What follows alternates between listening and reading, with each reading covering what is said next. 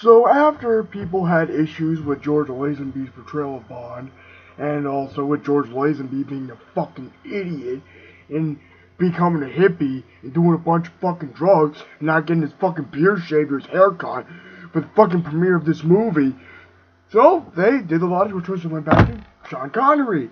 Unfortunately, this is his weakest performance as Bond.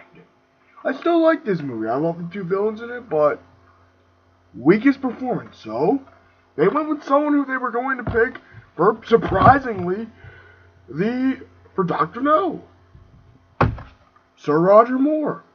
Now, many people have issues with Roger Moore. They don't like Roger Moore's Bond. Do I like Roger Moore's Bond? Yes. However, I have some issues with this. I do know why Lazenby was not brought back for Bond. If I had a choice between George Lazenby or Roger Moore for the 7 movies that Roger Moore did, I'm going to have to go with Lazenby. One, Lazenby I thought was a nice mixture of vulnerability, but also the ruggedness that Connery had. And he was younger than Connery, unlike Roger Moore, who was 5 years older than Connery. Which really baffles me. They're going to get a guy who's older than Connery to play Bond? What the fuck? However, that aside, I think Roger Moore is a great Bond. He's a really good Bond. Not as great as Connery, but he's good in his own right and gives a different perspective of the character of James Bond, which is what I liked in every iteration of the character. We got something different to his personality. Now this goes in that debate of, is Bond a Time Lord? Maybe. I'm just being sarcastic. I don't think Bond's really a fucking Time Lord. But anyway, Roger Moore's Bond is a pretty good Bond, and Live and Let Die is a really damn good Bond movie that has grown on me. When I first saw it, I was like, it's okay. It's kind of dumb. I mean, I had some issues with that. I thought it was racist at first when I watched it because of the black voodoo cult shit going on. I felt, okay, is every black person really an asshole in this movie? Well, it makes sense because they're part of this voodoo cult in this, okay? Now, it all starts out with a UN thing where this voodoo cult is killing off members of MI6. They kill one person who was at the United Nations with this very loud ear-piercing thing that makes your eardrum explode, I'm assuming. And they killed another guy with this funeral procession with a pretty damn good, with a lot of damn good jazzers because it's in New Orleans. And one of the agents and this short black guy with glasses comes up and he's like, whose funeral is it? Man, come on! You've seen this type of fucking scene 1 billion times, so you know the line that's gonna come up. Whose funeral is it? Y'all's. You're like, yeah, you know it. And then, of course, it's the introduction to Roger Moore's Bond. Getting laid. You can't go wrong with that. Like, she's like, oh, I want the more, and like, Italian. And Bond's like, maybe later, I'm gonna answer the door. He's like, I hope you're not married. It's like, I hope you're not a husband of ours. He opens the door, finds M, and there's a little game of him hiding the girl from M, which is a little bit irritating, because I'm like, come on, M. Don't be like a stereotype British asshole. You know Bond, okay? You gotta know Bond at this point. He gets laid all the fucking time, okay? You gotta expect this. Moneypenny comes in, hides it. He gets his really badass watch, which is a magnetic thing. He's like, and M's like, he gives them a cup of coffee, and M's sipping his coffee. He's like, I'd like to see how the British taxpayers react to you using Q branch as your watch repair, if I may say so. A perfectly adequate watchmaker down the street. He uses the spoon. And he's like, you see, sir, Q made this for me, and he said it could deflect a bullet from long range, of course. And I'm like, I'm like trying to theory right now, like, oh, I have you fucker, you funny son of a bitch. Anyway, and then we see he's sent to the America. He's sent to New York City to meet Felix up, and they get a car for him. And this cab driver's driving him, and the voodoo cult guys shoot his cab driver. Get a really damn good action sequence with Roger Moore's Bond trying to get the car out of the fucking way of the street because the guy's dead and his foot goes on the gas. Like, come on, boom! And Roger Moore's Bond is pretty goddamn funny, I gotta admit. I love his wit in this film. It can be a little overdone, but in some of the scenes like this one, it works really well. Where he's called Felix, and he's like, and Felix is like, you what? Like, you fucked up attacking me, I got through the car damage. Shit. And then Bond is talking to Felix, and we also get the, what the hell's her name? I forgot. Solitaire, who's this person who reads off the cards about the future. And Bond's like, trying to figure out, he goes to this Filet of Soul restaurant. I'm on IMDb to remember some of the character's name, because I'm a little bit exhausted. So, he comes in, and he's like, and he gets a taxi, and this taxi driver, I don't give a fuck if this was the 70s or not. You've seen this motherfucking movie, you know the fucking taxi driver.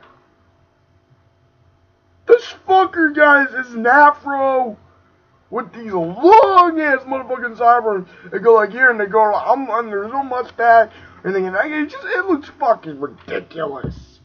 Even by 70s standards, it's fucking stupid. Fuck, and Roger Moore can pull off the suit thing pretty damn well, I think. So he's like, if you follow that cop, there's an extra 20 in it for you. And he's like, man, for 20 bucks, I'll take you to a Ku Klux Klan barbecue. I'm like, kind of funny, kind of stupid, unnecessary line, but really good in my opinion. And then, of course, he goes in, he's like, goes in the restaurant, and he's like, I'm here for something else, orders a drink, he's like, I'm here for something else information. The booth turns around, he meets Mr. Biggs, who's his heroin dealer. He's like, waste this motherfucker. And then, he doesn't say, waste this hunk. And then, Solitaire's telling, Bond about the future, and then Bond flips the car over, showing the lovers, us. I'll be back, of course, and then kicks some ass, and then we meet. And then he beats the shit out of these two gangsters. And then this FBI agent's like, freeze, drop it.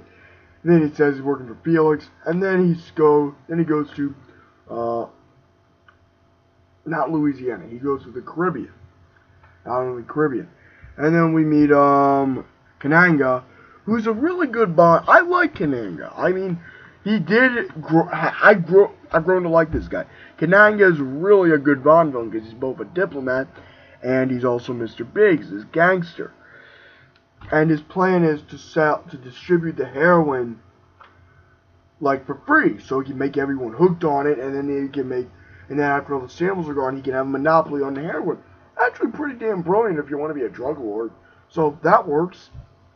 And I do like Roger Moore in this. I thought he's as good as when we first see, well, not as good, but it was as effective as Sean Connery's introduction to Bond. That's why I like Live and Let Die. I think it's a pretty damn good movie. I don't think it's great, and Roger Moore isn't one of my favorite actors who's played Bond, but I think it's really good. And of course, Solitaire loses her powers after she fucks James Bond, and Mr. Biggs and Kananga's like, she's useless to me, kill her, you know.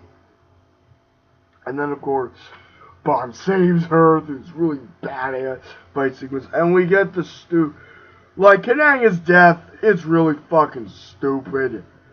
I mean, I don't really like the fun-loving shit in some of the Bond films. I like the colder, darker, rugged kind of Bond shit. So this was really fucking ridiculous and stupid to me. When he like takes this exploding this expander that makes things deflate, this pellet, shoves it into Mr. Biggs' mouth, and he goes like that, and I'm like, that's a fucking stupid way to die. And then he meets Dr. Claw. I'm just gonna call him Dr. Claw, the guy who's got a metal arm. He uses that, and he flips him over, and of course, Bond and Solitaire end with fucking. Implied fucking. Oh, I forgot to mention, there's this guy I really like. There's this guy who's like has a half white, half regular blackface. Not blackface, but like, his regular skin color. And he's got this top hat. And I like this guy. Now, what pisses me off, at the end of this fucking movie, he shows up in the train. Like, oh my god, he's going to come in the next movie. And he's going to play a major role in the next Roger Moore movie. No! It's just there. And then when you see, like, Man with the Golden Gun, you're like, what the fuck was the point of that scene? Now, what do I think of Live and Let Die Roll? It did take a little while to grow on me. It is fast-paced because it's directed by the guy who did Goldfinger, and his Bond movies are a lot more fast-paced, a lot more like action-oriented rather than slow spy thriller. And I prefer the Bond films to be more fast-paced, and this one certainly delivered on that. But I don't really like Moore's portrayal as much as I do Connery, I think. The movie's a 7.9 out of 10. Good, but not great. Solid, and I think you'll enjoy it. It's a really damn good Bond film, but it's not as good as some of the other Bond movies. Live long and prosper and have a nice day. And see this movie. It's pretty damn good.